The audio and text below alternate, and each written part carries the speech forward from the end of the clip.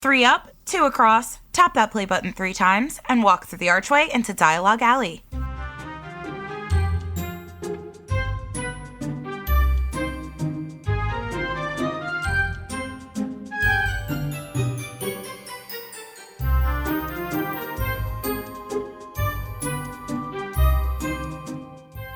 Hello and welcome to Dialogue Alley, a podcast about Harry Potter books, book translations, and all other things magical. I'm Melanie. I'm Carly. And with us today is not Erik. We have someone else with us. It's Erik's first missed episode.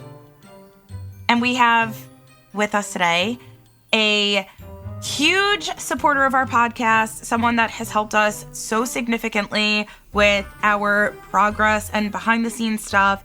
It is our friend Johnny. Hi guys, how's it going? Or ladies, I should say. I know, it's so weird. It's gonna be weird without Erik. It feels weird. Yeah. Feels weird. We're glad you're here all the same. We're so happy here. Before we kind of get into all the things, because I feel like we usually talk about what our podcast is about and everything, but Johnny, I think you should first introduce yourself, tell everyone a little bit about yourself, your podcast experience, and who you are as a collector and all of that stuff. Sure. My name is Johnny. I am a host of a podcast called the Collector's Quest Podcast, where we collect video games. That's like my primary collection is video games. I'm a huge collector there. But my wife is very into Harry Potter, as am I, obviously. But she decided she wanted to have a collection too. And I was doing these side episodes of my podcast where I talked to people with other collections. And that's how I met Carly. And then, so Carly got into translations. My wife heard that and was like, oh, we already do some of these like random cool covers we see, like as everyone does. You're collecting Harry Potter stuff. You see a cool cover. You're like, oh, I don't care. That's in a different language. That looks awesome. And then after that episode, my wife was like, oh, that's what I should be collecting. And I was like, all right, because she was kind of collecting all over. She had pops and stuff, and she had some statues and like other little trinkets and mugs. And now we have hundreds of books, a bunch of pops, and so I'm just a massive collector of things, and with my wife. And what's really the best for me is that I get to do this with my wife. But it's weird because she has no collector brain at all. She's just like, she doesn't go out. She doesn't research. She doesn't look. That's not her deal. She's just like, go acquire. That's your deal. And bring me the pretty things. I love it. Which is so funny, to think about, because I feel like that's such a huge part of our personalities at this point is the collector brain or the collector mentality of gotta catch them all. I need to have all of these things. I need a list. I need something to organize my brain, and I need to check things off a list. I feel like that's a huge part of who we are. And Johnny touched on this briefly, but to further explain some of the things that he was talking about, especially if you're new to our podcast, we're Harry Potter book translation collectors. So that's primarily what Carly and I do. That's what Erik does, is we collect Harry Potter books in different translations from all over the world. So it's so cool that from our podcast, we started to build a really cool community of other translation collectors as well. Johnny is a huge, I would say what's the word for it? Pioneer in that whole process, because he's the one that helped us set up our Discord, set up our Patreon, and it's really blossoming into something so cool. And we're such like-minded, collector-brained people that now have this cool community where we can all chat about all of our cool stuff. Yeah, well, that's as one of the things I talked about Carly with when I did my episode with her is collectors. You collect something, but it doesn't matter. We're all basically the same. We're going through the same weirdo stuff, caring about minutia that no one cares about. That your friends look at you like, what is wrong with you? Yeah, if you're like that, then you're one of us. And you start to talk to whoever collects. It doesn't matter what they collect. You talk to them long enough, you start to see that it's just, hey, we are the same. We're doing the same thing, just for a different product. And it's great. Collecting is great fun. And when you love a property like my wife and I love Harry Potter, it's exciting to see all the new stuff comes out and watch your collection grow. Yeah, and that's a huge thing that's going to be what we talk about in this episode. It's an episode that Carly and I feel like are really, really stoked to be talking about. Erik specifically wanted us to save this for the one and only episode that he hasn't been here for. And that's because we're finally having a Funko Pop episode. We're doing it. And it's like cracking me up because every single time Funko Pops are even mentioned on this podcast, there's like an eye roll and there's an inside joke behind it. But today we're actually doing a super jam-packed, info-based episode on Funko Pops in the Harry Potter world, and I'm pumped about it. Yeah, it's I think this episode's really going to pop, so don't worry about it. I got your dad jokes covered, Erik. I love it. No, we're gonna have some fun. It's if you are a member of the Discord, it's really fun because there's even a channel called We Don't Talk About Funko, and hey, here we are, really talking about it this time. You guys can blame me. We're talking about it, and it's good. You got to scapegoat. Just say Johnny's fault. I'm glad. I'm so glad that this is happening because obviously I'm super passionate about Funko Pops. I love my Harry Potter Funko Pops. I'll take it back. I have a love-hate relationship with my Harry Potter Funko Pops, but mostly I love them. Before we get into our main segment, we're going to have a little bit of news. As always, after our main segment, we're going to have a phenomenal translation of the show. So first, let's chat about some news.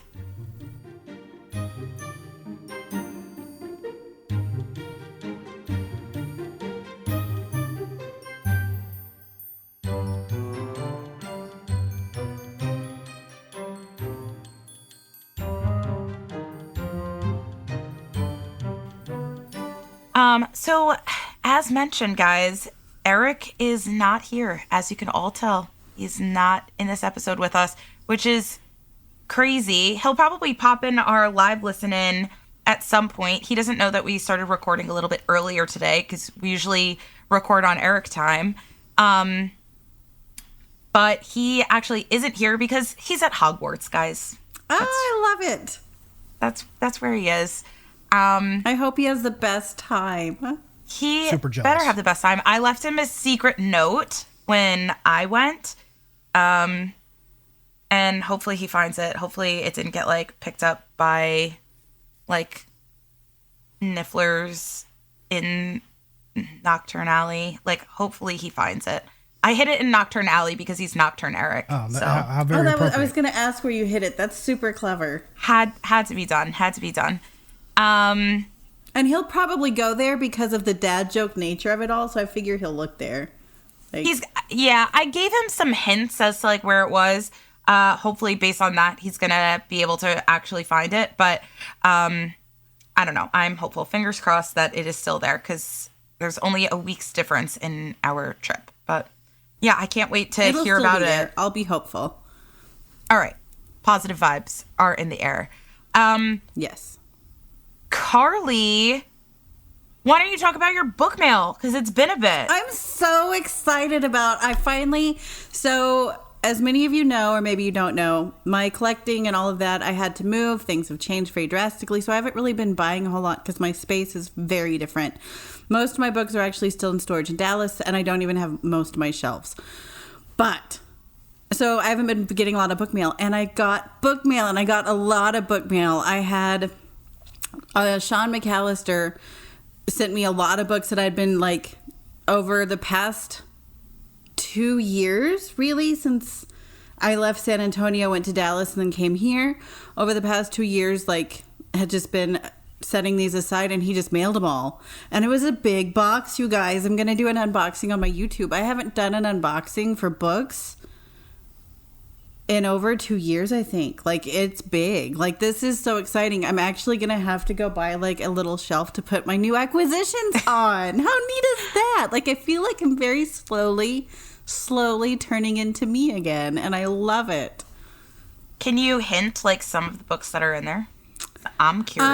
A lot of them I've forgotten, but I know that it's, like, finishing out series like the Taiwanese with the really fun covers. Nice. The ones that Erik has been posting. Those. And I need those. I got a message, Sean. What's funny is I think it's books 3 through 7 because I already have 1 and 2, but 1 and 2 are in storage in Dallas, so I still don't have the full set.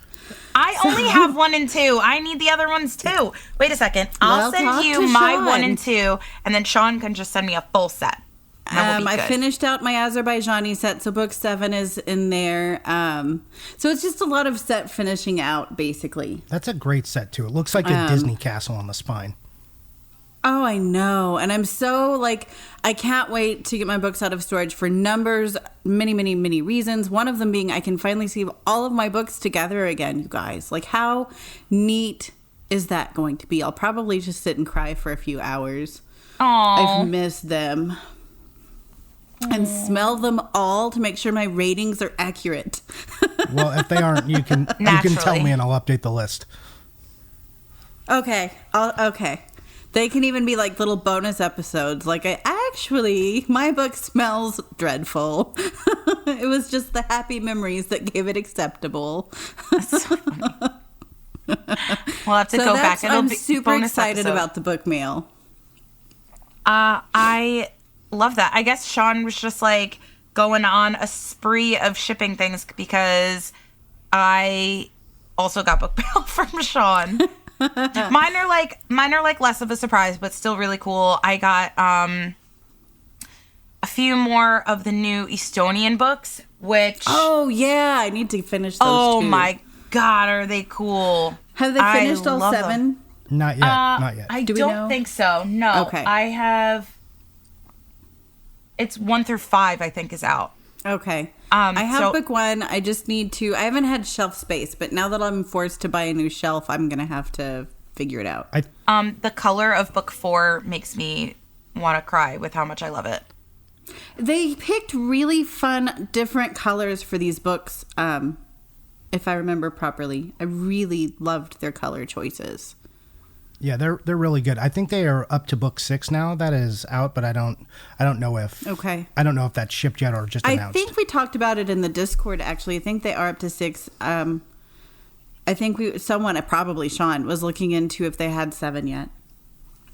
Yeah, but maybe he'll wait until 7 comes out and then bulk the rest of them for us. I love that Estonia did their own thing with the art. Love them. Pink. They're so nice. So I got those. I also finally got the new Croatian, which, once I'm done podcasting with you guys, I'm just going to take that book out and just stare at it for a while because I am obsessed with it. And I got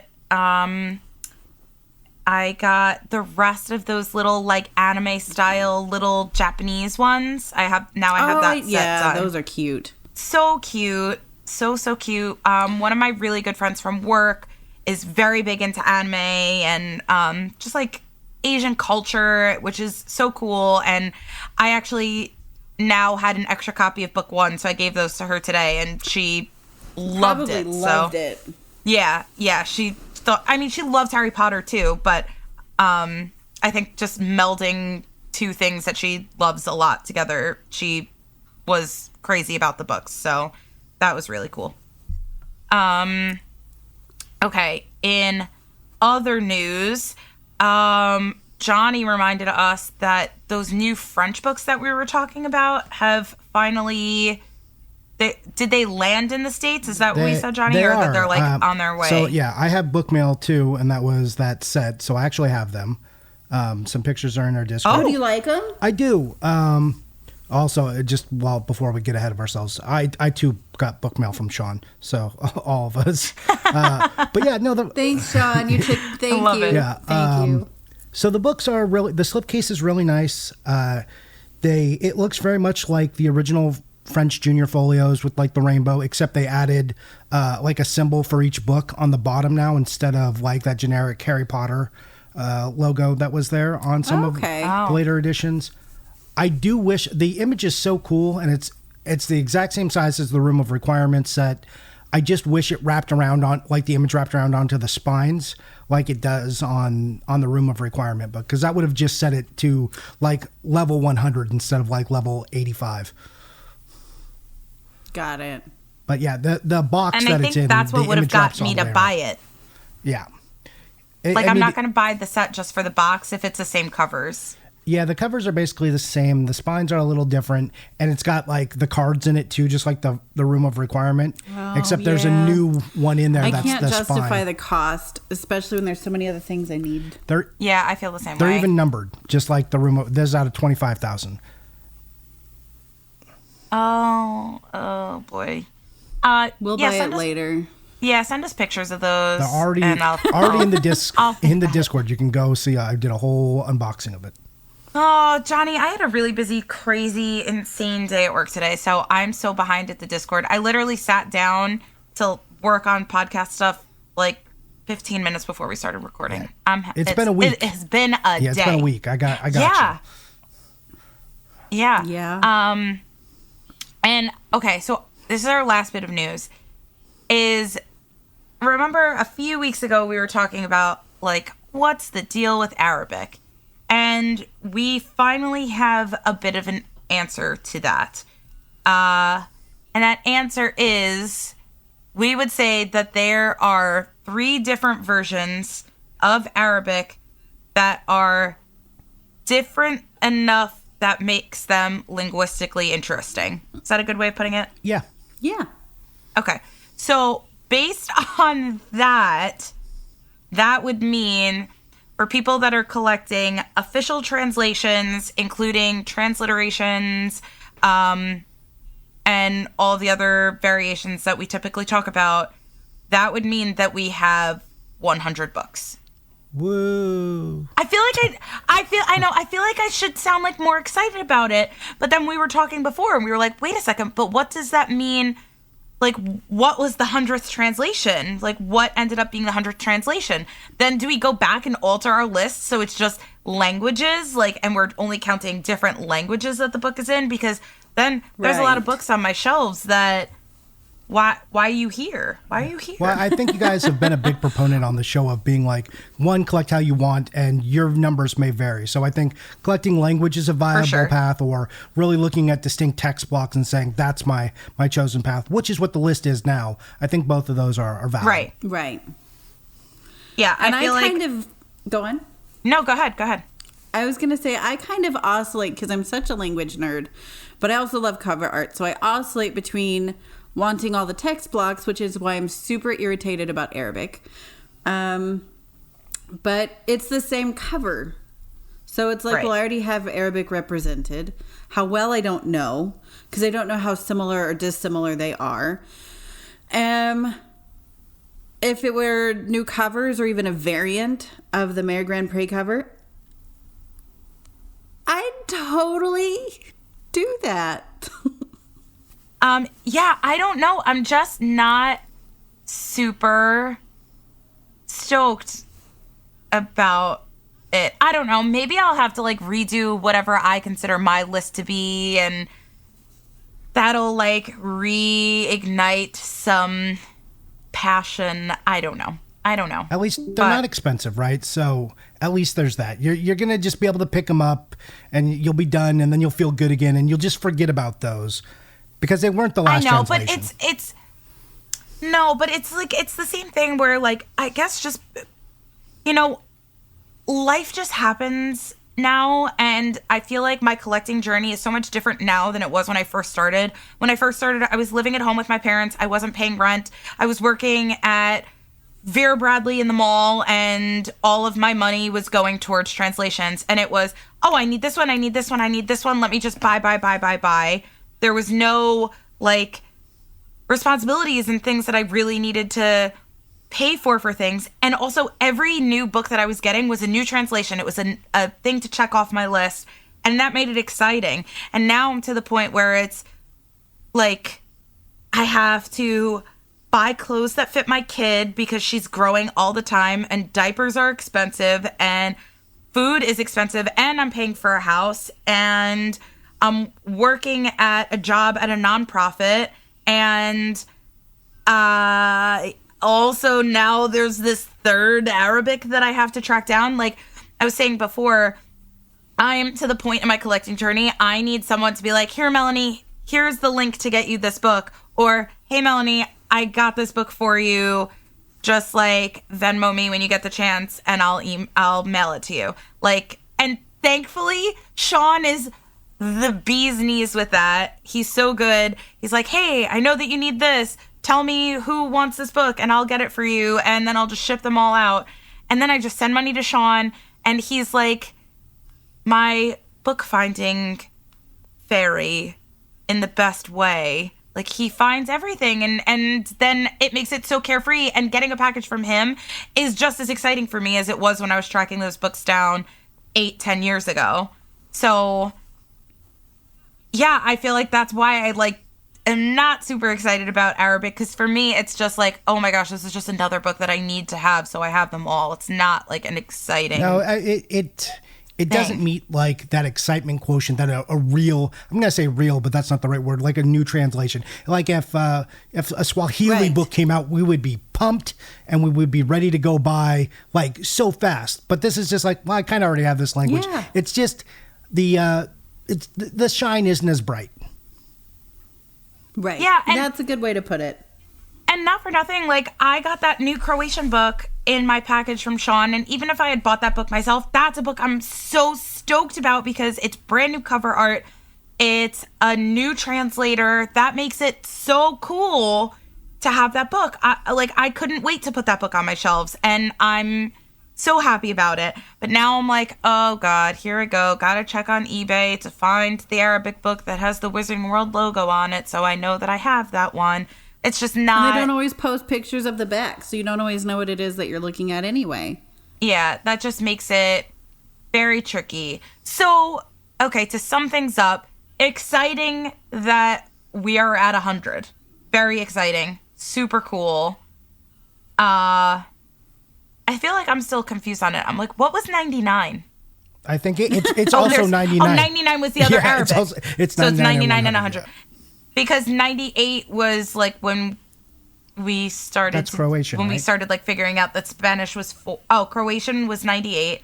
Then we figured out that Spanish was actually 4 books. Yeah, and then Italian, right? The second edition Italian, and the revised Italian. Right. Okay. So there you have it, folks. All right. Why don't we talk about some Funko Pops? Yeah, we can pop over and do that.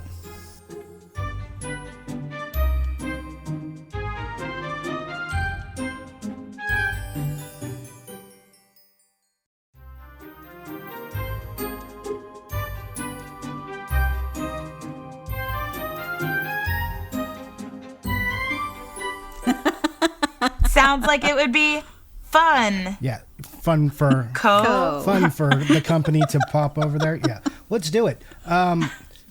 So there are a lot of Harry Potter Pops. Did you guys know that there are a lot of Harry Potter Pops? Yeah. My bank account knows. Yeah. So it knows all about it. It's one of Funko's biggest lines, actually, and it's continued. It's been out since 2015. They've been making more pops. Like, some lines just die. They get like 5 or 6 pops, 4, 2, 1, and just are done.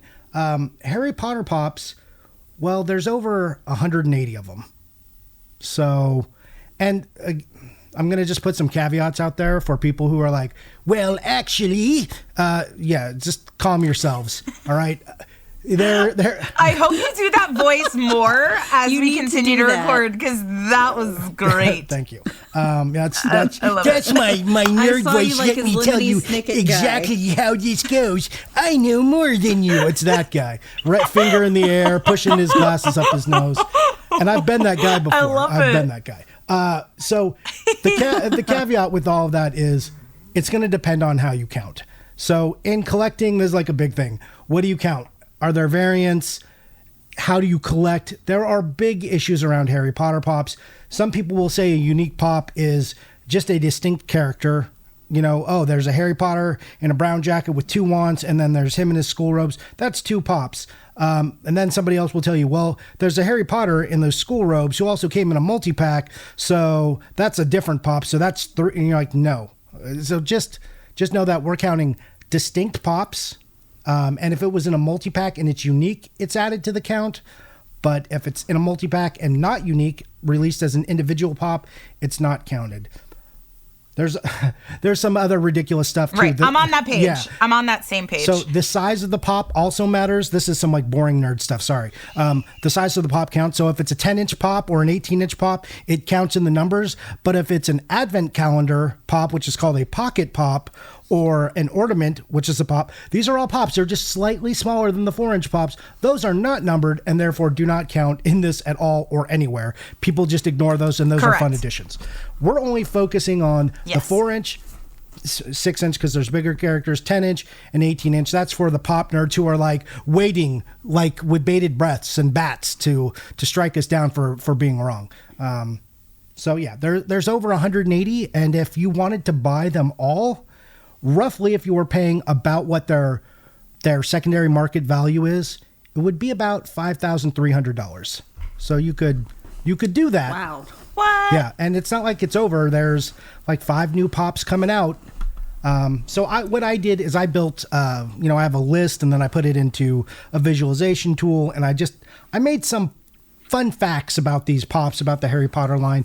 We're not going to get into like how many had distinct stickers. If you want to know if your Buckbeak has how many variants there are, so black eyes and orange eyes, and does it have the Hot Topic sticker or not? Does it have a special edition sticker?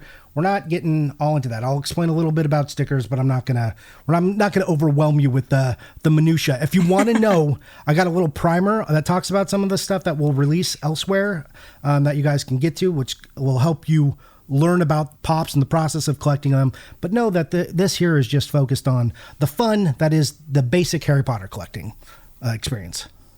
Yeah. I also want to say, Johnny's the person that we mention in almost every episode. Whenever we do our tot scale and we give it a score, Johnny goes ahead and takes whatever we say and then graphs it and puts it into tables and then calculates it and does all of this crazy cool visual stuff with just how we would rate a book. So you can only imagine how detailed and thought out. Like, I feel like you take your lists and look at them in a perspective that no one ever would have even thought of, myself included, such as based on how many Funko Pops are out there, how many of them are Harry Potter, because there are so many duplicates of Harry Potter, even though they're all different in different molds. Or what movie Funko Pop might be from. So it has been analyzed and overanalyzed, and we're just very fortunate to have Johnny, who's so passionate about data. Yeah, I love it. I mean, that's my job. I'm a data analyst. That's what I do. That's what pays the bills and buys the translations. So that's not an accident. And I'm very passionate about data, largely because I talk to collectors about mainly video games, but about other things. Someone in our Discord asked about Department 56 stuff, so I created a list for that. Like in our resources tab, if you see, like if there's something that needs a list and I have time, I'm making a list for you and putting it out there. So that's a plug. Go join the Patreon and get on that Discord to get all these resources that will save you money and tell you all the things you need to know so you don't make mistakes. But yeah, I just did this, and this is not like my top tier work. I didn't spend it looks cool if you've never seen stuff like this, but this is like a pretty basic number list that gives some visualization and just points out some things. And yeah, I did enrich the data because people don't consider which movies got which pops, how many Harrys, how many were the Golden Trio, how many aren't, how many unique characters are there, which houses got characters, and things like that. So we'll kind of just troll through this, and we don't have to take too long. We can go as deep or as shallow as you guys like. Feel free to jump in with questions. We can use this tool and explore, and then we'll also make sure that this is available to everyone who's listening. So if you want it, we'll put it out there and you guys can check it out too. Some basic pop stuff. But to answer that question that you had earlier about how many Harrys there are, out of these 183 pops, 143 of them are Harry Potter. Are not Harry Potter. 143 are not Harry Potter, and 40 are. So, yeah, 40 of them. That's crazy. Which is a crazy amount. That's a lot of Harry. Harrys, especially given how many characters are just completely missing a pop. To have 40 Harrys, you're like, I would sacrifice 2 or 3 of these to get some other characters, like for sure. Oh, for sure. 100%. And that Golden Trio, 68 of them are the Golden Trio, 115 are not. So that's your basic numbers. And like if we got into how many pops by year, like in 2015, they released 9. And that did very well. And in 2016, they went crazy and did 37. And then they like dialed it back. Yeah, I'm very, very thankful that when I saw that these were coming out back in 2015, I was at Hot Topic the day that they were released. I bought every single one and have kind of had that mindset ever since. They were released because as of right now, based on what I would consider every pop, I have every one except for one. And that doesn't include like the newest ones that just came out, only because in my head those aren't exclusive, so I'm just not rushed to get them because I know that they'll be around and I know that they're available and I can get them. But yeah, I have all of them. I have every single one except for one Funko Pop. Except for that. That's so impressive. That Loungefly exclusive LA Comic Con. I hate it. And just so you guys know, that is the most expensive of all the pops, and the value on that sits around $500 to $800, sometimes $400 if someone's slipping, depending on if it comes with the backpack, because it comes with a Honeydukes backpack that is exclusive with it. So yeah, you can get it without, and you'll pay a little less, but if the difference is not very much, I would suggest anyone listening to this who's like, I'm really going to go hard and get the most expensive pop. And it's not exciting because it's a Harry, and you could have so many different Harrys. But I would look at getting it with the bag, because overall that's going to maintain value longer, given what I've seen from the pops. Yeah. Right. It literally, I think I had a bit of like a mental breakdown when I discovered that one existed, and I discovered how much they were going for online, and just the realization that, something that I've been collecting for now 8 years, almost as long as I've been collecting Harry Potter books and Harry Potter translations, the realization that now I cannot and will not have all of them unless some miracle happens and one of those pop up for not that price. Because I don't think that I could, in my heart, spend more than probably $100 on a Funko Pop, period. Just because in my head, it's like, this is a piece of plastic. At the end of the day, it's plastic really in a shape. What did that exclusive, the Loungefly exclusive, what did it retail for when it was able to be bought at the con or whatever? I think it was price of a pop. No, it was more because it came with the backpack. So I think it was like $75. Okay. Which that's fine, because that's about how much like a Loungefly costs. I feel like Loungeflies are usually in the $70. Yeah. And it's a cute backpack. So it's like, I love Honeydukes because I'm a candy guy. Oh, it's so cute. Same. I love it. And the backpack's so cute in that it has like a spot that opens up and you could put the Funko Pop like in the window in the backpack to display it. It's so cute, but not and honestly, I haven't seen it for $400. I feel like if I have, it's like I just missed it on Mercari for $400, but I've seen them go for like $1,000, and that's nauseating. Yeah, the price has been cooling. That's so much. I mean, that's a book. Yeah. Like a signed book. Not a good print book, but a good condition book, but that's a signed book. So, what I'll say about the prices, it's a lot, but if this was your only collection, if this was like your primary thing, like you would probably pay up because this would be like your grail piece. But right now, your primary is books, so it's not really... That's not really part of the equation, especially when you know how far that money goes into your hobby, your primary hobby. It's hard to... Yeah. This is as someone who has like a bunch of different hobbies, managing my video game hobby, which can be very expensive, and then my wife's hobby, which is, my hobby too, with the books, and then we got Funkos, and then we have some sideshow stuff like the 1/16 or the 1/8 scale figures, 1/6 scale figures. Man, I can't talk right now. 1/6 scale like Star Wars figures. We got. We are nerds to the very end, and our house is a monument to nerddom. So, I love that. anyways. I had a lot of Pops once upon a time. I say a lot. I had 120-ish, maybe 110-ish back in 2021 when I was moving from Dallas to here, and I was running out of boxes and I had to move very quickly. So I wound up giving most of mine away and or selling them. So I don't know actually how many Pops I have. I think I kept the Burrow with Molly. Good one to keep. I kept Luna. I kept Rita because of her green dress. And I think Harry with the invisibility cloak. And I think and maybe one of the Hagrids. But I got rid of Hagrid's hut, I think. But I got rid of a lot of the, just ones because I didn't want to deal with hauling them 1,200 miles basically and storing them. But I'm not gonna lie, sometimes I miss them. They're nice. Like one of the things I think, because I was like really anti-pop for a long time, and my wife was like, I love them, they're adorable. And, she started showing me how she was displaying them and rotates them in on her shelves. And I was like, okay, you've sold me. It's like, it's making a display. It's doing something. And because there are so many Pops and there are so many characters made, she can like create these distinct little scenes and moments from the books. And I was like, next to the book. That's what I do. She may have lifted part of that idea from you looking at your shelves.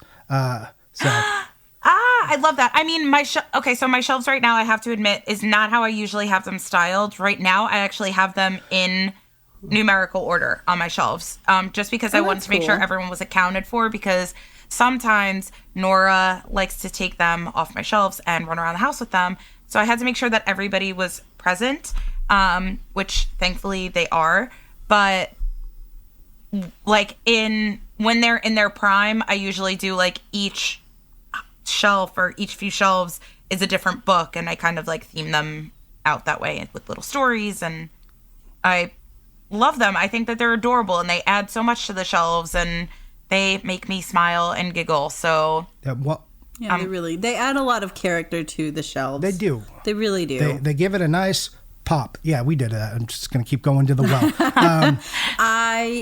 I love to put them like on tops of my books in the shelves, and I didn't necessarily put them into scenes necessarily. I just put them where I thought, like, this is a great one to fit on this book, either because it fit or the colors matched, or I just liked them together. I loved that. And they really do dress up things. Yeah, my wife has, we have almost all of them. We're missing like 10.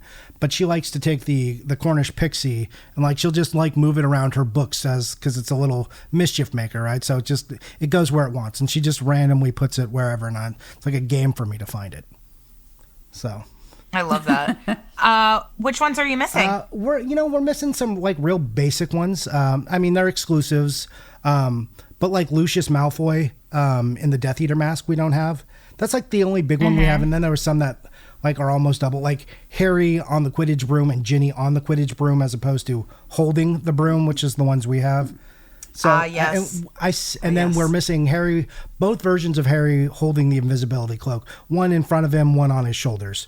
Right. Those are, I got her a few of them. I just got Draco with the broom for her, and that Molly with the burrow is for her. So that's the big one. If talking about just like value, we talked about that LA Comic-Con exclusive one that with the Loungefly. The second most expensive one, also an exclusive. And all the top Pops are going to be exclusives, by the way, is Molly. Yes. Molly with the burrow. It's the only Molly, like if I'm picking one to get to, if you're thinking about collecting these and you're trying to decide, right now Molly only has one version of her, and that's that one that comes with the burrow, and you can get that one for between $250, $300 down to like as low as $175. I've seen it, and the prices are kind of coming down. Wow, coming down a little bit. I think that retailed for about $60 or something when it came out. I think $50 is what I paid for. That was maybe New York Comic Con. Yeah, $60. Yeah, it was New York Comic Con for that one. So it was it's a bigger pop. It comes with the burrow, which is not to scale, but so that makes it a more expensive. But it's pop. so cool. So. It's wonderful. And like I said, it's the only way to get Molly. So if you are a big Weasley fan, this is the one. And I think down the line, yes, that LA Comic-Con one has the cachet of being far more limited and having this backpack, but I think more exciting to see on a shelf is Molly with the burrow, even though it's more common, because that, you know, you're not going to complete like a unique character set without this one. Right. Good, very, very, very good point. So what else can I tell you guys about Pops? Well, I want you to go a little bit into, like, we're talking about exclusives, just what we were talking about like sticker variants, sure. And talk a little bit about exclusives, because sometimes there are exclusive Funko Pops, and I've always found this, that sometimes an exclusive will come out, and are they really that exclusive? No. Like, I feel like they're actually relatively easy to come by. So... You know, just because it's sold at Target doesn't mean that it's hard to find, or just because something is exclusive doesn't mean that you're going to have a difficult time getting it. Or that it's going to be expensive. Right. So, I can go into that. I can break down some exclusive types and then types of exclusives, if that makes sense. Okay. Yeah. So you will find there are store exclusives, as you were mentioning, like Target and Hot Topic and, Barnes & Noble. That's like a big one that gets exclusives. There are website exclusives. Sometimes it's like you can only buy it on Target.com, or you can get it only at a convention. We mentioned that Molly, and we mentioned the Burrow, or Molly and the Burrow, and that LA Comic-Con one. Those were convention exclusives only. And then website exclusives, and that includes the Funko website, because sometimes Funko.com has exclusive website exclusives. Like, it's like, we're only going to sell this here. And they also do a mix of this. And this is, it used to be like pretty hard because it would only be a convention exclusive. Then they started doing partner stores. So they're like, okay, Comic-Con is having this figure, but also we're going to sell it at Target. So yeah, they're, like I said, is that LA Comic-Con one, but they also start mixing it and they have partner stores. So it used to be very hard to get a convention exclusive. There are some that are only conventions, like the Molly. You couldn't get it anywhere else but that Comic-Con. But now they started to be like, oh, it's really hard for people in COVID, and it was stressing people out, so they made it more accessible. And they said, all right, we've got partner stores. This exclusive is going to be at Comic-Con, but it's also going to be at Target or Barnes & Noble or wherever. And that started to bring down the value of the Pops and how hard it was. And so people were, more people can get them, made it easier. Harry Potter, as far as a line of Pops, is pretty accessible. So even though we've got a couple expensive Pops in here and some look daunting in price, and I'm not going to tell anyone what kind of money they should be into this for, because your price range may vary. But if you look at other Pops, they are dreadfully expensive. Pops is a complicated, weird world of collecting that all the minutia matters, and that's what I'm gonna start to talk about, just some of the types of exclusives that you will see in these stores, and then I'm going to tell you about stickers, because stickers are probably the most important thing to know about collecting Pops if you are going hardcore and you're concerned about value. So there are things like rides, which come with a vehicle. You've got the Hogwarts Express. You've got Ron and the Fort Anglia. You've got multi-packs, which is a type of exclusive. And that's just a couple of characters, but they may be already released as singular Pops. Supersized, which means it's an 18-inch Pop. Right. Which is a same character, just blown up to 18 inches in size. Though there are many different scales of Pops too, which is weird. If you look at all the different scale, it's outrageous that they make. Yeah, for Harry Potter, at least you have the standard, I guess you'd say that's like a 4-inch Pop. That's relatively so it's relatively standard, is about that. I like that there are subtle variants within that. Like the Harry Potter rides, those ones are like a little slightly shorter than the other Harrys that you'll see, and that's just because Harry is supposed to be younger. That's a detail that I really like that they kind of do sporadically. But then they have the supersized that are like the 6-inch ones, which are they really supersized? No, but those are like the Hagrids or the Madame Maxime. Those ones are definitely a lot bigger. It's a bigger box.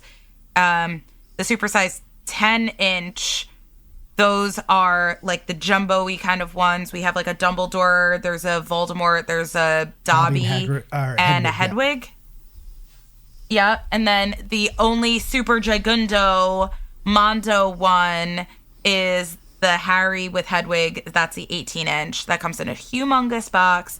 One of the happiest moments in my collecting was like finding that box in the mall and carrying it around the entire mall like a little kid and getting it on sale. Yeah.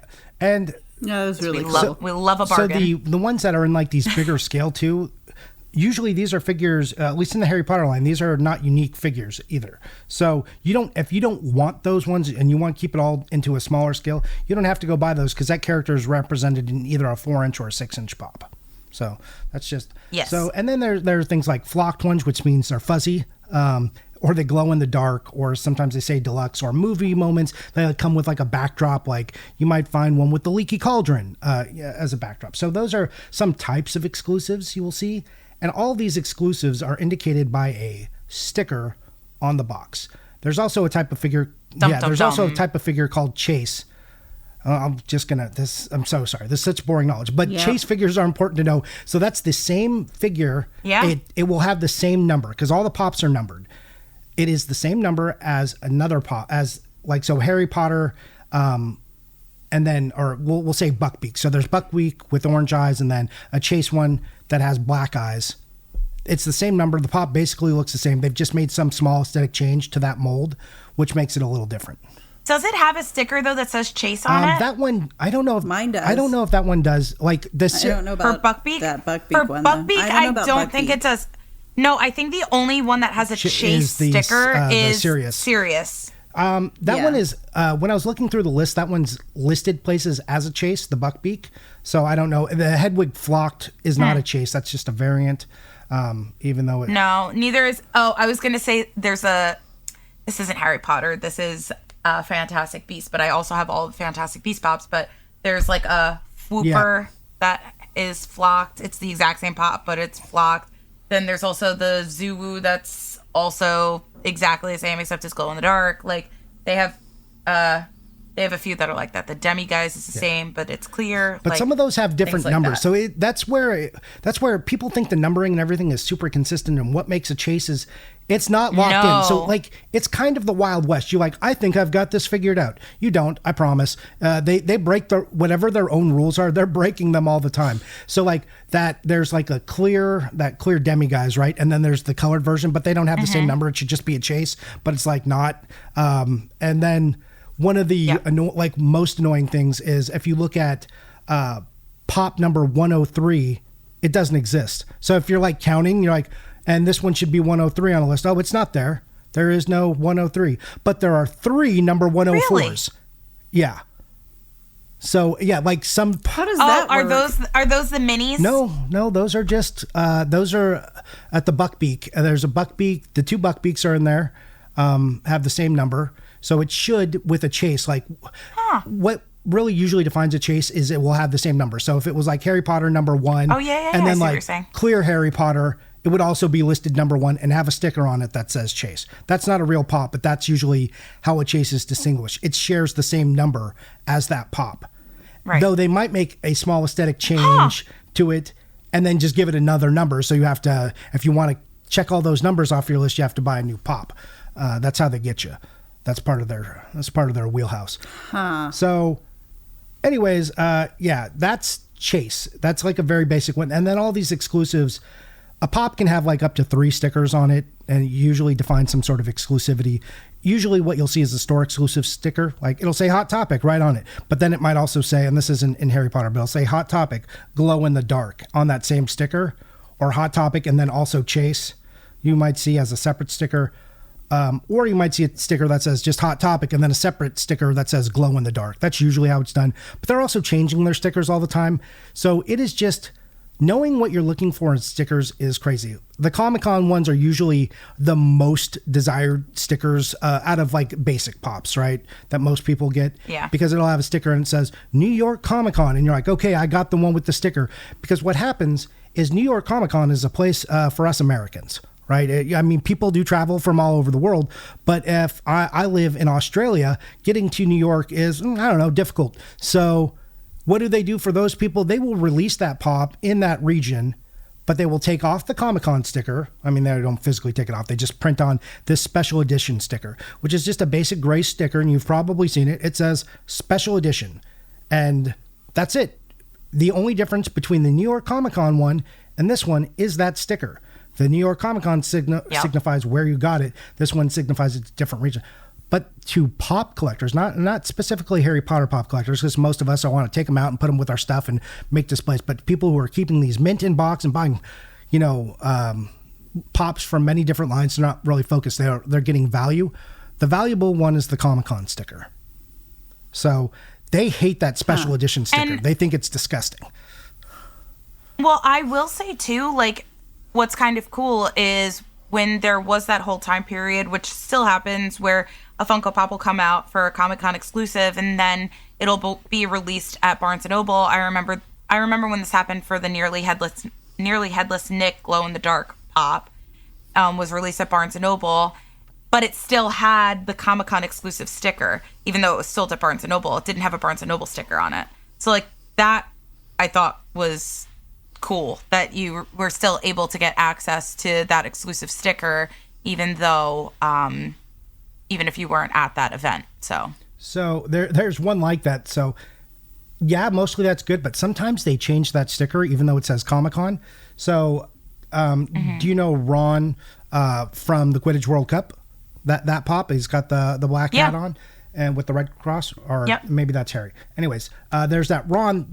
Harry has the hat. So Ron is out there, and that one says New York Comic Con, and it's got like a little image of the Statue of Liberty. That's the one that went to the partner store. You would think that was the one at Comic Con.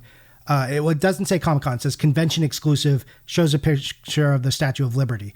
And then there's another sticker, which is the more desirable version of that Ron, which says New York Comic Con. And the stickers are basically the same color. And if you weren't paying attention and looking, you would think that's probably the same sticker.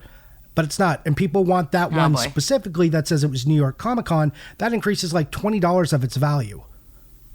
And there's no difference. That's crazy. I mean, I guess my mindset on the whole thing, just to like sum up my feelings, is that as long as I have the figure, as long as it's real, I don't really care about the sticker. And it's, for me, I'm saying that now because every so often I go through lulls where I'm like, I have all the boxes. Why don't I just sell all my Funko Pops? Because I'm never going to have them all anyway. So I might as well just sell them all. And yeah, at that point, I would want them to hold more value. But right now where I'm at, and it's just me here enjoying all of these guys on my shelves, I'm fine with their sticker or lack thereof. And that's like a big fight amongst the community. Some people get like there's like some really hot takes and real hostility in pop collecting communities where they're like, well, all you do is collect stickers then. Like, you're just collecting stickers. You're not collecting the pop. And people are like, I want the value. And I'm not here to tell anyone how or what to do. And I'm not a hardcore pop collector. I buy these things for my wife because this is like what she loves. I enjoy what she does with them. I don't personally care. I have like very limited stake in these. As someone who has collector brain, I'm like, well, let's try and do our best to make sure we keep them valuable, because that's how my brain works, but that's like where that stops. The sticker doesn't change anything. And my advice to anyone is, if you're going to pull them out of the box and you don't like, and if you're going to throw the box away, please, just, who cares? Buy the cheapest version you can find. That's real. Yeah. Like I do say that's real. Or if you really don't care, that's not real. I don't recommend anyone buying counterfeit anything. I hate that, but you could. And I want to talk some more before we get out of here, just so people know how to find counterfeit pops, because they are abundant. It's rampant. Yeah. Actually, there are many, and easily attainable. It's awful. Yeah. So they're, do what you want. Buy the cheapest version. Have a nice collection. Throw the box away if you want, if you're never going to try and resell them, because you'll know they're real because you got them in their boxes and like you bought them when they were new, and who cares? Just enjoy them. And then if you want to sell them, know that some of the value will be diminished. I shuddered a little bit when you said throw the boxes away. I'm not going to lie. Well, that's because you're a collector and you're like, how could you do that? My wife did that for a lot of them because she was like, I don't care. I'm just putting these things on shelves. And I was like, all right. I know. My mom's like that. My mom will throw the box away. If it's like, but she'll ask me first. She'll say, do I need to keep the box for this one? I'm like, Mom, if you're just playing with these toys on your desk at work, then like, No, but if it's an exclusive, you need to keep the box. Like, that's what I always say to her. If it's an exclusive, And I would keep say the that box. for Harry Potter Pops too, because like the commons, they're pretty much everywhere and they can re-release them at any time unless it's been officially vaulted, which is like the Disney vault. They're like, we've just agreed we're not making this anymore. Like it'll be a common figure. They're just like, we don't make this anymore. It's in the vault. So some figures like that exist, but they're still making like Harry Potter #1. That pop still is like, there'll be new ones. That's all over. Of that. You'll find a new one at Target because they're still producing it. Yep. I see it all the time. So I guess, is this a good time to tell you about fakes, or do you want some more questions before we get into fakes? I think this is go on. No, I was going to say, let's talk about fakes. Then we have a cool like wrap up. So yeah, I think it's important. Okay. So Go. Yes, fakes are everywhere. 100%. Pops are like the most fake thing I've ever seen because they're cheap, easy plastic to make. And how can you tell what a fake Harry Potter Pop is? If you are on the secondary market anywhere, there's going to be fakes. I recommend, like, if you're buying as they come out, buy them new. If you're getting exclusive, try and get them from the places they're exclusive to. That's the best way to avoid winding up with a fake. If you're on eBay, half of what you're looking at, and it's an exclusive pop, is 100% going to be fake. Half, at least, maybe even more. So really be careful. Understand what the value of the pop is. That's the first thing to do. There's a lot of websites out there, a lot of apps that will tell you the value of pops. Go there. Okay, so I did this primer and I talk a lot about that, but make sure you know the value of the pops. eBay sold is a good place to look. If you see a pop that's $300, suddenly, like if you saw that LA Comic-Con one and someone was selling one for $30, which they will be doing, and you were like, that's weird. I know this pop is expensive and it's coming from China. It's fake. That's one of the biggest tell. That's a big tell. You see that a lot with the Luna ones. Yeah. If you see the Luna exclusive. Yeah, the Luna with the Spectre specs, that one is fake to high heaven. Most people probably own a fake one of that and don't even realize it because it's a perfect representation. It's not like, oh, this looks bad. It looks just like the one you would get. Their paint quality is a little worse and you might see some imperfections. But if you're just like glancing at it, you're going to be like, that's a perfect pop. I did it. I did the thing. But you're like, I paid $20 when it's a $75 pop. And that is your first tell. The other is the location. If it's coming from China, it's 100% fake. Just don't buy anything coming from China. Do yourself a favor. Just don't do that. Just avoid. There are fakes coming from other places, but really China is like, oh, it's that's a big one. Yeah. No, just don't. If you're buying from AliExpress, they don't always make it easily findable in the eBay ads, is what I found. Like they do the really you have to look at the location of where it's being shipped from. They don't always. It's not always overt that it is. Yeah, and some of them are using forwarders, so they have forwarding addresses that are coming out of LA. So also if it's coming out of a major port city is something I've learned to look for. I'm like, oh, it's coming out of Seattle and Los Angeles. Like that also indicates to me that it might be a fake. So you're probably saying, hey, that's great. I won't buy anything from China, Johnny, or any of these dumb port cities. But how can I tell if I'm looking at it? And the problem is it's going to be very hard. So there will be. It's actually so. This is one of the reasons why I will not buy pops on the secondary market. If I didn't buy them at the store, I will not buy them on the secondary market. End of story. Yep. Just because I don't know enough about pop fakes to know what is real and what's fake. Well, good news, Carly. I'm going to help you out in case you want to buy on the secondary market. I got some facts for you. So, Thanks. One, find a YouTuber you like. And like watch them and their fake videos and how to spot them. And then like Google that specific pop and someone's usually made a video because if it's valuable, it's probably got a fake, but even if it's like $30, it might have a fake version out there just because they're so easy to make. Boxes, like the type of fake it is and what shows you that's a fake is very specific usually to the pop or the box. A lot of times the box is the tell. And I know what you're thinking. You're like, oh, I didn't realize the boxes are fake too. Yes, the boxes are fake. They'll fake the sticker. They'll fake the whole damn thing.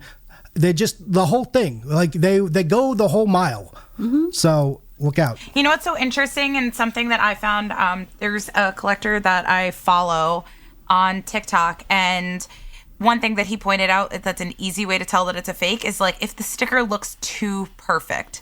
It shouldn't look like perfectly. If it looks perfectly in place and perfectly straight, and the colors are looking absolutely perfect on the stickers, chances are they're faked because Target half the time when they're throwing stickers on, they're literally throwing the sticker on. They're not usually straight on the box. Like, that is a very easy telltale way to see if something is fake. And that's not intuitive either, because people would think it would be the opposite. If it looks sloppy, then it's fake. Right. So a lot of times it'll be like the line boldness, the outline boldness on the pop character on the side of the box. It'll be the R, like the trademark R. So sometimes it's too bold or too skinny, or the pop logo itself is slightly washed out. Anything with a blurry image is like a clear and easy way to do. But really, for expensive pops, look at the value. Find a YouTuber who's done the video on like, hey, this is what the fakes look like, so you know what to look for on the secondary market. And then that way you can find tells, because each one is going to be different. Like, some of them don't have the right number stamped on them. Some of them there's a slight paint imperfection, or they didn't do the outline right, or something on the back of the box didn't line up. They didn't change the logo. So it will just vary. So that's one of the things that makes it very hard to find fakes, or like how to spot them, because it's ever changing. There's not just a hard and fast rule like, well, if you look at the trademark and it's blurry and the image is bad, that's always a fake. Or the back of the box changed. It might be for some, but not for the next one. So right. It's a big mess to stay on top of. And as Carly was saying, if you can go buy new, that's just the easiest, best way to protect yourself. And you're probably going to save money in the long run. Like the exclusives, it's not guaranteed to go up in value. So if you're buying on the secondary market, you're paying more than MSRP, but most of them don't fall too far below MSRP. And if you're displaying them, you're getting the value out of them anyways. So huzzah, you won. Don't worry about that too much. So that's my rant on fakes. Just be very careful. Yeah. And I think that, all right, I think that's something cool that we should do to wrap the whole thing up, our chat about Funko Pops, because obviously we started the whole thing off by saying, like, look at how many Harrys there are, which is crazy to think that there are so many Harrys out of all of these Funko Pops. I mean, the series is Harry Potter. It's not Dumbledore, but, if you guys could pick 3 characters that have not been made into Funko Pops, which 3 characters would you guys pick? I'll let Carly go first. I got some answers. I have several. I would love to have a Ford Anglia with Harry, Ron, and Hedwig in it. I think that would be really fun. It would be really, really big, though. But I would love that. Like, I've wanted that since I first saw probably the train set with the Hogwarts Express and the individual Funkos that came with each car. That was when I got the idea for the Ford Anglia with the Harry, Ron, and Hedwig. I love that moment in the book and the movie, and I think it'd make a really fun Funko Pop moment. And then I know Johnny and I have a common one, so I don't want to steal that one. I'll let him go into that. But, and I wouldn't mind like a Percy Weasley, like holding a cauldron, or like his owl, or with a smug look on his face. I would love Percy holding a cauldron, because that's just like, to his cauldron reports, that's like hilarious to me. I know, like that was like, I think of cauldrons, and without meaning to, like, I think of Percy Weasley. Like, I'm always, did he regulate this? I know someone just like fact checked me too. They're like, well, actually, yeah, I know it's cauldron bottom specifically. Like, chill out. Yes, their thickness. Yeah.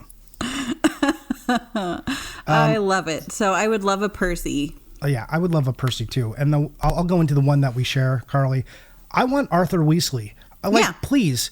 Like, in general, please complete the Weasley family. The Weasleys mean a lot to a lot of people, and have like 40 Harrys and 16 Rons and 12 Hermiones and 6 Patronuses and like 4 Lunas. Like, I get it. They're popular, they're cool, but can you just give me an Arthur Weasley? Like, we've got a Filch, okay? I get it. I get it. Filch is important. But is he more important than Arthur? Like, can we have the Weasley family? They are the embodiment of family in the series, and we just got Molly. It took them this many years. Give me my Arthur. Just like, fine, put him with a building. I don't know. I'll take Arthur dying on the hallway, in the Ministry of Magic. Just whatever I got to do. Give me that one. Oh boy.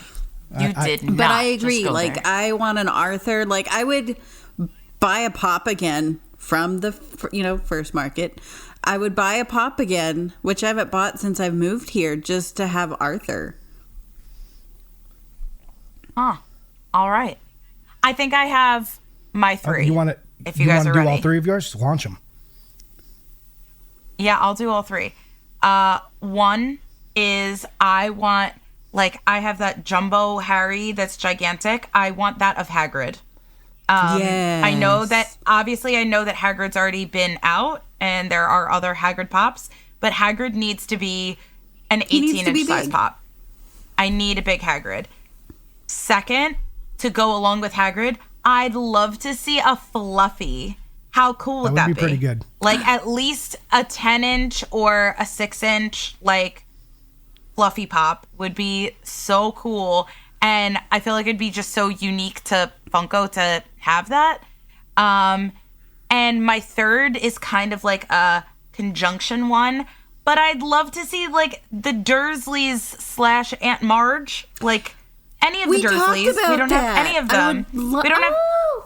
We don't have a single Dursley pop. Like that would be so cool. I was telling like Johnny that I would love the Dursleys with a blown up Aunt Marge. Like a Dudley with his smelting stick. I need Dudley with a pigtail. That's like one of mine. Dudley with a pigtail. Yeah. Oh, yes. That's an iconic moment, like that'd be too. great. Oh, that'd be so cool. Or like Dudley that would be such a trying cool to eat the movie cake moment. with the pigtail. They should do it. Melanie, you need to write Funko. Well, they had that. Or we just need to we'll tag them with this episode when we post it to our Instagram. So they had that movie moment coming out with Funko Pop with ideas. Hagrid's hut that has like the four, like Hagrid and the trio in there. I want to get the same thing. Like I want that for the Dursley house. I would love to see that with that scene with Aunt Marge blown up and all of them in there. My gripe with the Hagrid hut is that Hagrid is bigger than his home. Well, that's like none of them are to scale. Yeah, I mean, none of them are to scale. None of them are to scale. I know, and that irks me. I think because I actually ended up giving that one away. So if you look at like because I was so irked by it, like the Ollivander's Wand Shop one, like that's nice because it comes with a facade, and that's this new one with the Hagrid's hut. Yeah, it's like it's just a facade, and that's like that. You could give me that, just like give me a facade of the inside of the house, like a dinner table, and like Dudley sitting at it. Horrified Dursley parents, and then Aunt Marge just like on a clear stick blown up on the roof. Want it. I would buy that. I would buy that so quickly. I would, because that's one of my favorite moments from the whole series is when he blows up Aunt Marge. I mean, yeah, I'm sure we've all had family members we wanted to blow up. Every love single that he holiday. got to do it. But yeah. My last pop, This is a desire to complete scenes and help my wife complete scenes. I want an Aragog. I want like a 10-inch Aragog. Just horrifying. Oh, that'd be cool. Just like maybe he glows in the his eyes glow in the dark or something cool. Like give me a cool Aragog. That's horrible. It is horrifying. horrible. I would not buy that one. But you could complete your scene because you have a fang. You could put the kids in their forest outfit. You could do it. Have like the Fort Anglia with Ron. Yeah. Oh, that'd be cool. If they made a Whomping Willow pop scene with like, I may have to get, that'd be great with the Fort Anglia actually. Oh, they should do so many things. Well, what they should do is like new things instead of keep giving me the same things over and over from the same movie all the time. Because that's their shtick. I feel like for having over 180 pops, there is not, and there's a lot of characters, don't get me wrong, but there is not the variety that you would think there are, or that there should be. I agree. And it's a little bit disappointing. Lego minifigures do like a little bit better job of like having like a bigger amount of characters, but even them, they sometimes miss some basic ones. Like, some movies are well represented, some movies are not well represented.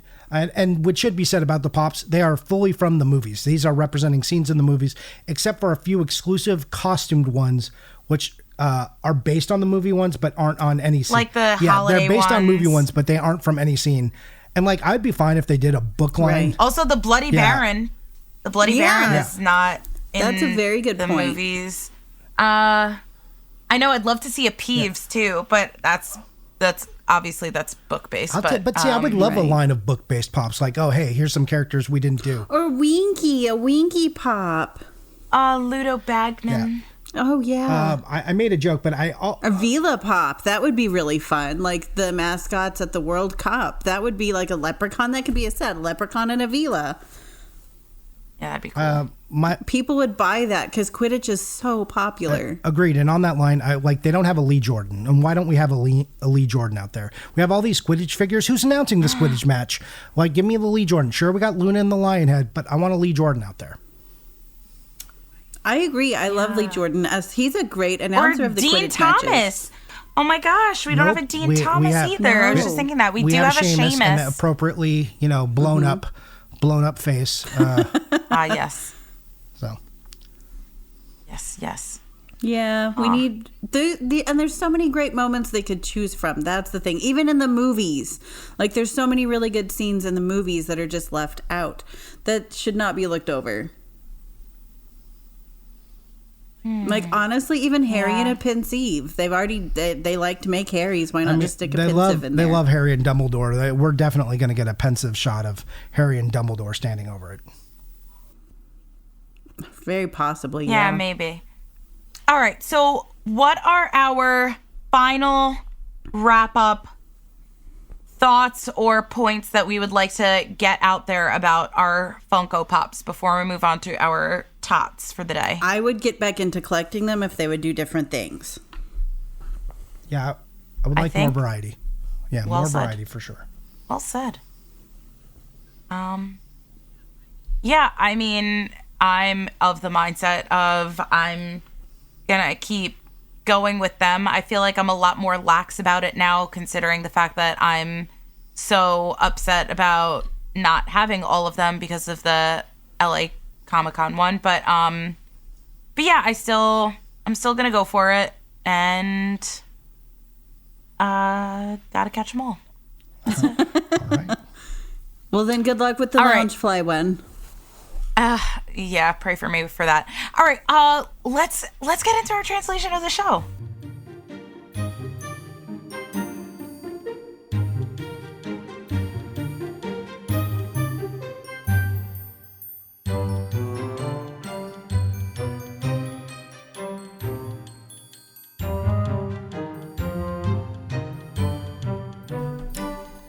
I'm so excited about this one. I don't have a good dad joke to translate or to transition, so I'll just hop into it or pop into it, if you will. Ha ha ha ha. Yeah, we could translation examine of the this show really is actually luxe one of my version, this really luxe tots that we have today. Aha. Australian slang. Well done. Right? A+. Huh?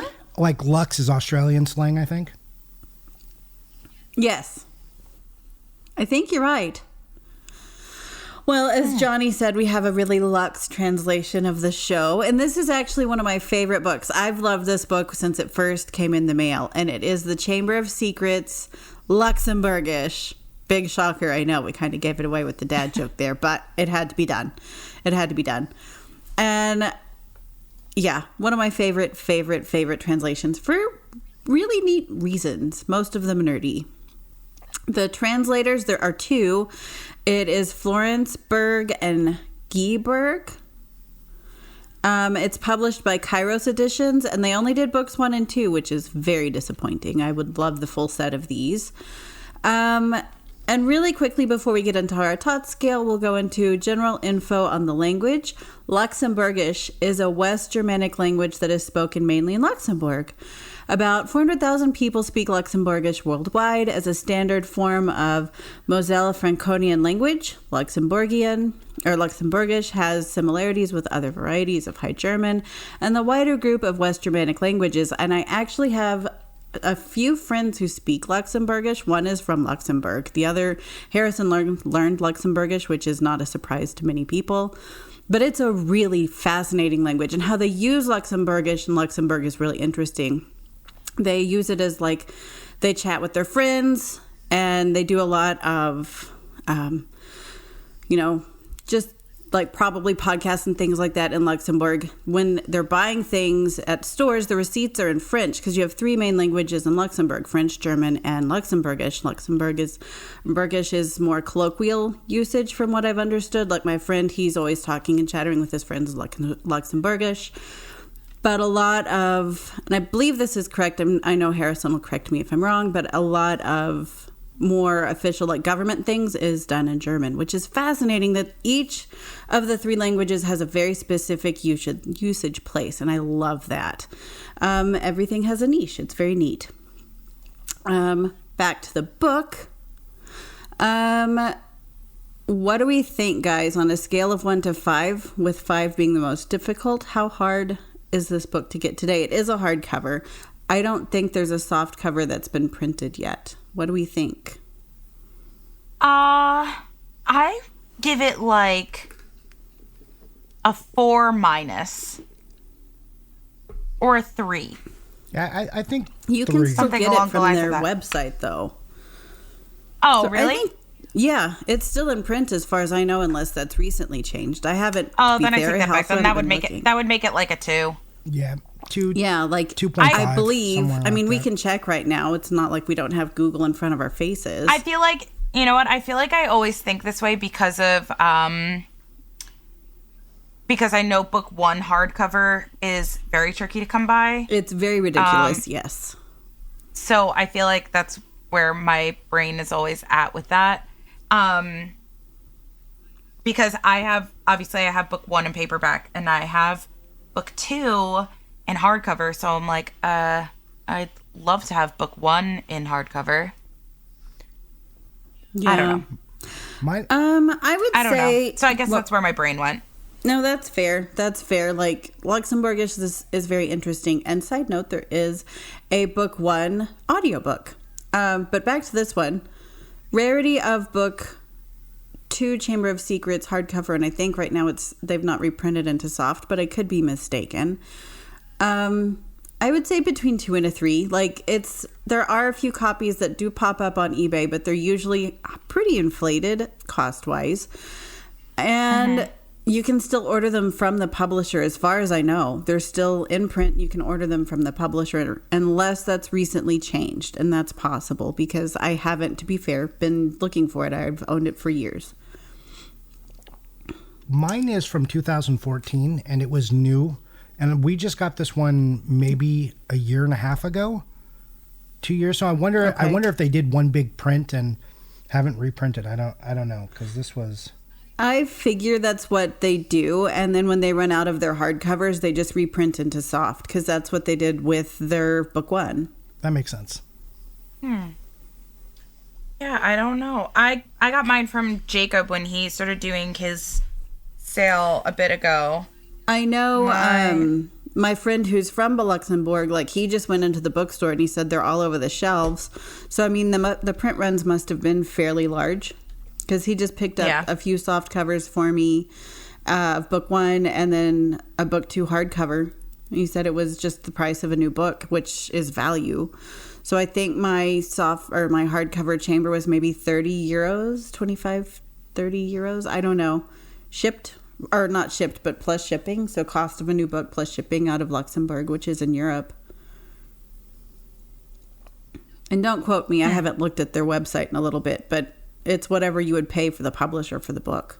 Yeah, I don't think that mine was that expensive from Jacob when I got it. Yeah. It's still showing on their website, but not a purchase. And it shows the ISBN in it at 33 euro right now. But no, it doesn't show it for sale. Thank you for checking on that. It doesn't show it exactly for sale. So Thank you. So it is still in print then, if it's 33 euro. Yeah, that's what it's listing, but there's not like a click. There's not like a buy. Like, so that would be a thing. I always emailed them. There's a contact button. Because I bought all my books directly from the publisher until I found out I had a friend from there. And I would just email them and say, can I buy this? And they're like, sure, here's the way to do it, blah, blah, blah. Great. And if you want a sample of the audiobook, there's also one of those there. If you want to hear a sample of that Luxembourg. Yes. And again, I would love to see all 7 books like this because I really like how they're done. But we'll get into that in the top scale. So let's get into it, shall we? Do it. Okie doke. Let's smell it, you guys. Pop your noses in and give it a whiff. I actually really like it. I'd give it an exceeds expectations for sure. It's very gluey though. It is definitely very, very gluey smell. Like, smells like a bottle of Elmer's glue. Oh, I love that smell though. Yeah, very gluey. I would say exceeds expectations. I like it. Okay. Johnny, You know, what is yours? it is very gluey. I'm not disagreeing with Mel's assessment, but I don't like that. So this is poor to me. I don't want to smell this much chemical when I open a book. I like a book to smell like an old book, like paper, and this smells like like a glue factory, and I'm not into it. You're allowed. I remember my book being acceptable smelling, so I'll just go with acceptable. That's good. You're nice in between. Mm-hmm. What about size and proportions? I would give it an outstanding for size and proportion. I like that it is more of a narrow book. And Chamber of Secrets, for being one of the shorter Harry Potter books, it's actually like quite thick. Just this edition. But I really like that for how narrow the book is. So size and proportions, yeah, I would give an outstanding. I really like it. Johnny? So yeah, I like the size and proportion quite a bit. I'm not going to say it's perfect. It might be a little too long for me. And I have relatively small hands. Like if you expect a man my size, relative to my size, my hands aren't as big as I'd hoped. But yeah, this disappointing. It's genetics. I like basketball, so not having bigger hands is a real detriment. So yeah, this is I would say exceeds expectation. I like it, but it's not perfect. Okay. All right. I agree with Melanie. This is outstanding in my mind. This is one of the reasons why I loved the book when it arrived. It exceeded my expectations, and then it was absolutely outstanding beyond that. I love the thickness of the spine. I love this, the height of the book itself. That it's just a perfect rectangular shape of a book, and I really like it. And I love that for Chamber of Secrets, it's so thick. That's one of the reasons why, honestly, as weird as it may seem, that I would love to look at the rest of the books, because I'd love to see if they're going to keep making them wider, or they're going to have to go to thinner paper. How are their binding choices going to shift because of these books? Because at some point, that's a lot of weight on the spine. So, I would just love to see the rest of the series because of that, which I know is probably a very strange reason. One of the reasons, anyway. But yeah, definitely outstanding. And how does it feel in your hand? I would give it... I'm going to give it an acceptable, actually. Believe it or not. You know why? I feel like... I don't know. It's a smooth texture, but is it that super ultra buttery? No. And the thickness that I love so much in the size and proportions, I feel like can be a bit cumbersome in your hands. It also doesn't the spine is very tight, so it doesn't fall open too great. I don't know. Acceptable. I'll say acceptable. I'm going to back you up, Mel, with that acceptable because of everything you said. Also, your hand doesn't always just glide right over it. You get some sticking, but also the edge of the book, which it's nice that it goes beyond the pages. It's like a little too far beyond the pages, so it's a little uncomfortable, like in your hand when you're opening it. I don't like that feeling there. I haven't really experienced this before, but I really don't like the way that feels. And I think the way that this one is bound, it looks nice, but the actual feel, it's merely acceptable. Yeah, I would agree. So the hardcover book one is bound in the same kind of boards, and they get the slick spots where you're, gliding your hand down and it stops from the finger oils maybe or whatever. So it gets the smudgy things, and then I'm constantly wiping it down, and then I get aggravated. So I don't care for that. Also, it would be harder to read, not even just because of the thickness of the spine, but if I read Luxembourgish, like what Melanie said, it's bound very tightly. So you would have to have something to hold the book open while reading. It wouldn't just be very easy to do. So I'm going to also say acceptable here. So what about quality of the book?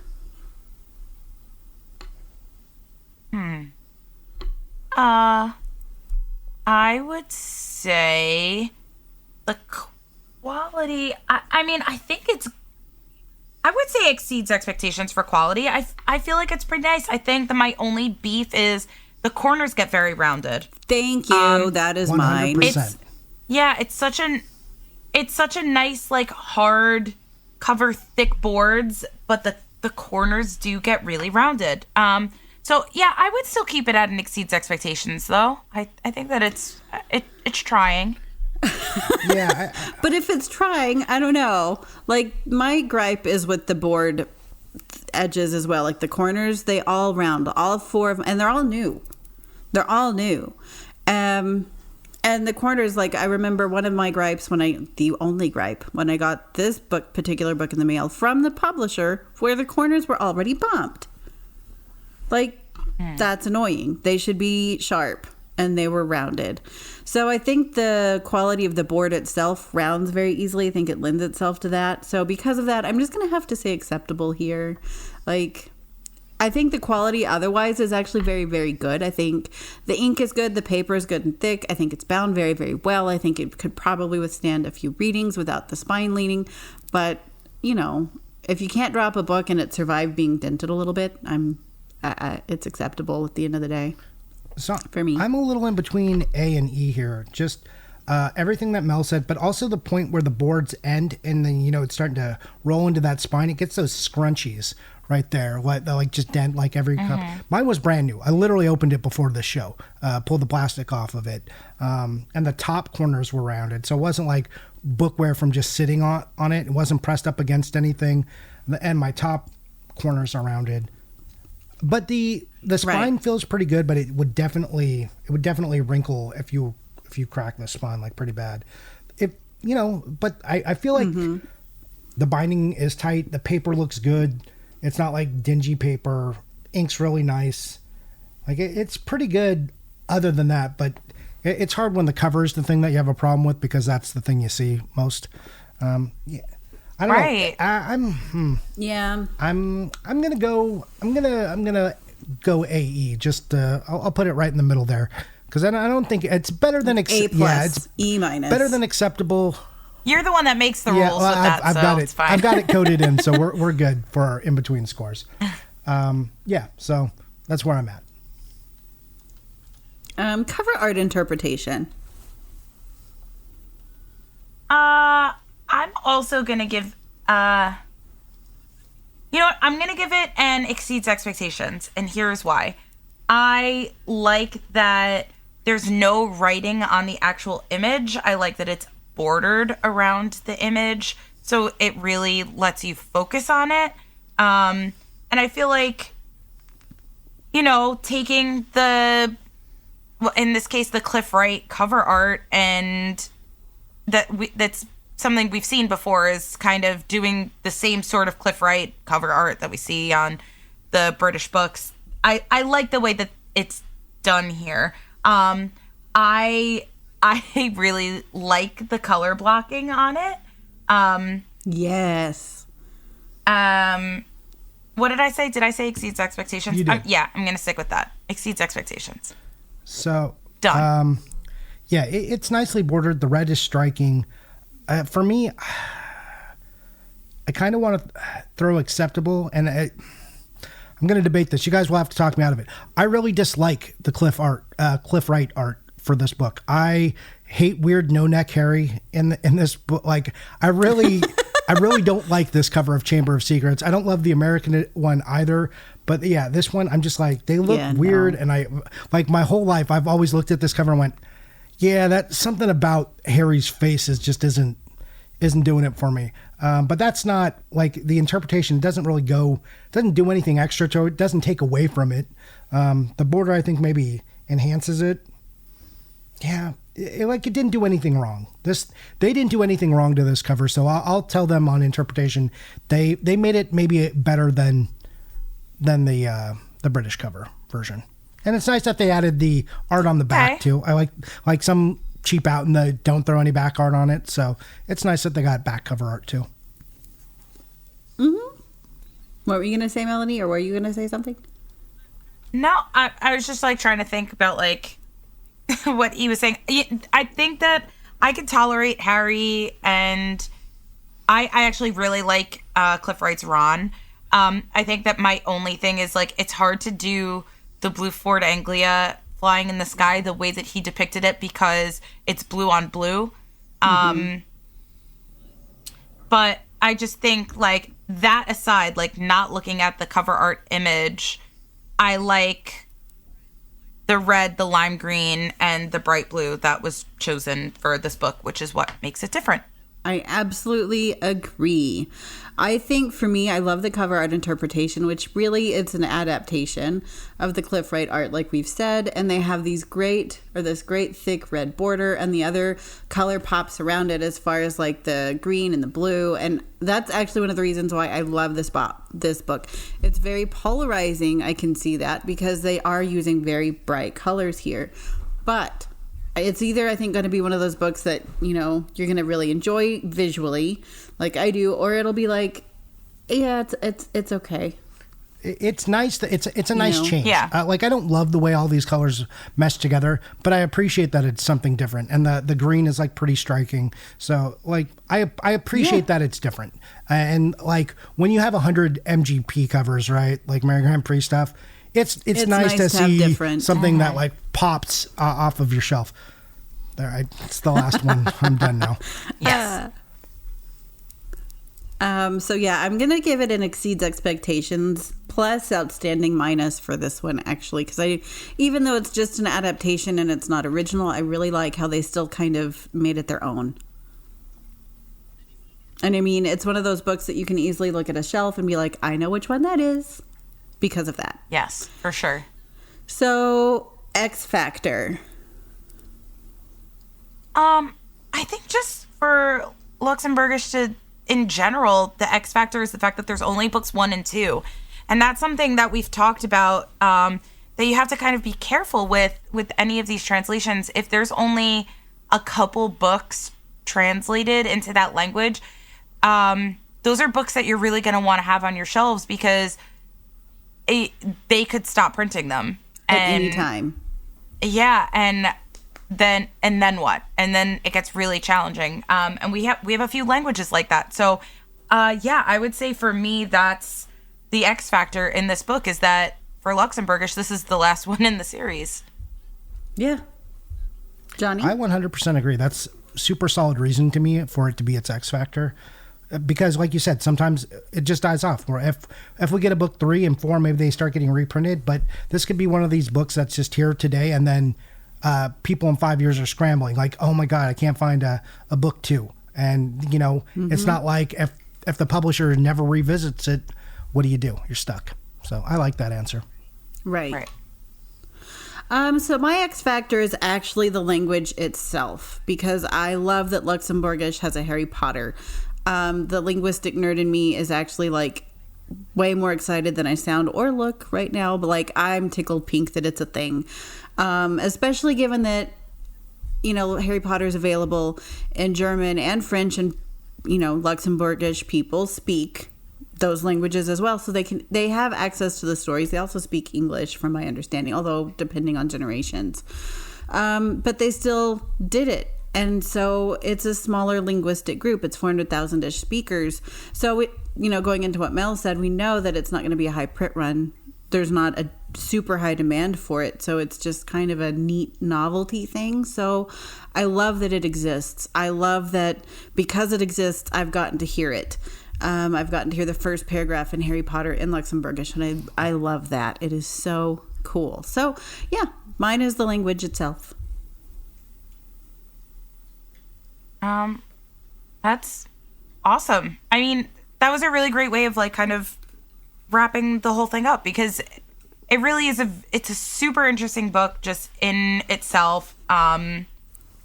Based on it linguistically, it's super interesting. The fact that there are only 2 of this book, the fact that book 1 is paperback and there is a hardcover that exists, but it's super hard to get. But you could get book 2; they're around. So, yeah, Luxembourgish Chamber of Secrets. Yeah, really, really cool. Great. And if you want one, check out the publisher before you buy on eBay and pay a lot of money. That is because there's several sellers that do that on eBay. Yeah, good call.